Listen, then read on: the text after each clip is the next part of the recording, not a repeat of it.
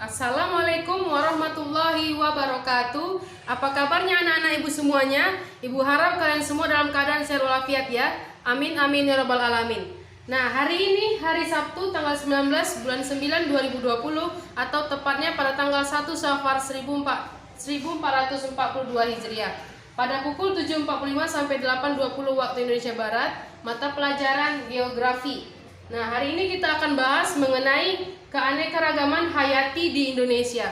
Adapun tujuan dari pembelajaran kita hari ini adalah kalian akan mengetahui apa-apa saja sih flora dan fauna yang ada di Indonesia dan terletak di wilayah mana saja. Nah, oke. Yang pertama kita bahas mengenai flora. Oke, flora di Indonesia. Flora di Indonesia ini sangat banyak dan flora di Indonesia tumbuh diakibatkan oleh beberapa faktor. Oke. Yang pertama itu ada faktor iklim. Nah, iklim ini sangat mempengaruhi dari tingkat tumbuh dan berkembangnya suatu flora ya ataupun tumbuhan. Di mana iklim merupakan unsur-unsur iklim yang mempengaruhi pada flora yaitu pada tingkat temperatur udaranya. Oke. Terus pada kelembapan udara, angin serta intensitas cahaya atau sinar matahari.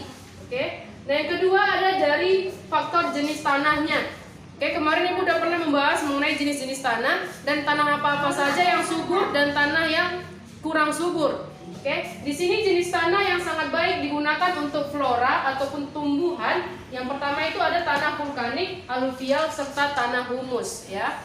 Ini tanah-tanah yang mengandung kadar asam yang cukup bagus ataupun kadar organik yang cukup bagus sehingga tanaman ini akan tumbuh lebih baik atau lebih cantik, lebih segar.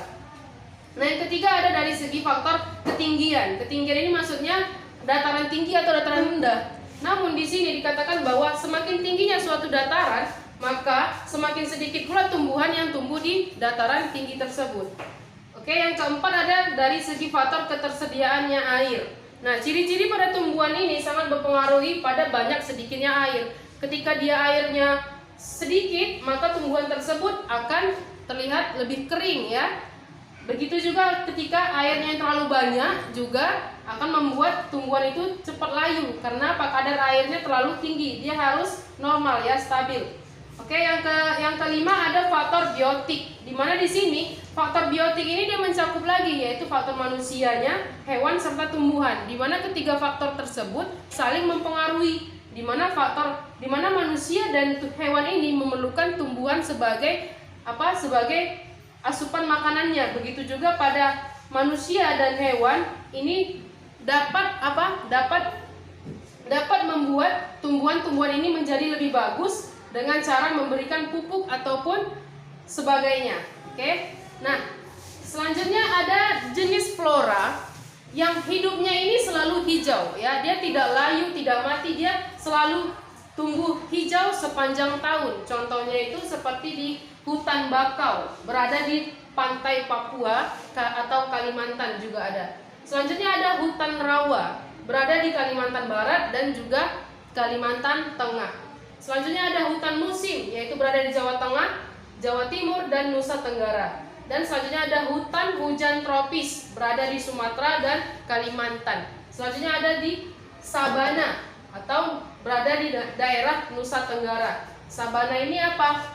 Merupakan hutan-hutan yang berada di padang rumput. Misalnya berada di padang rumput. Sabana ini kawasan-kawasan yang berada di padang rumput ya, berada di Nusa Tenggara. Nah, inilah tadi dia jenis-jenis flora yang hidupnya itu selalu hijau sepanjang tahun. Selanjutnya kita bahas mengenai fauna di Indonesia atau mengenai hewan ya. Nah, di sini ada 3 wilayah terbagi ya. Dimana yang pertama itu ada wilayah Indonesia Barat atau Asiatis. Di sini mencakup daerah Pulau Sumatera, Jawa, dan Kalimantan. Di mana di daerah ini, wilayah ini, fauna yang terdapat itu adalah seperti gajah, badak, harimau, serta orangutan. Sedangkan flora yang terdapat di wilayah ini yaitu pohon meranti, kamper, serta mahoni. Selanjutnya wilayah kedua yaitu wilayah Indonesia Timur atau Australis. Nah, wilayah yang terdapat di sini yaitu daerah Pulau Papua. Di mana fauna yang terdapat di Papua ini seperti cendrawasih, kakak tua, burung nuri ya. Sedangkan floranya itu seperti pohon sagu. Makanya orang-orang Papua ini daerah makanan pokoknya itu sagu, karena flora yang cukup banyak di daerah Papua yaitu pohon sagu. Selanjutnya ada di wilayah Indonesia Tengah atau peralihan.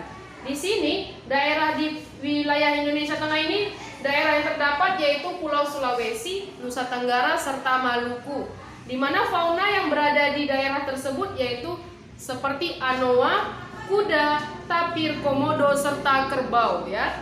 Selanjutnya flora yang terdapat yaitu seperti pinus, kayu putih, sabana atau padang rumput.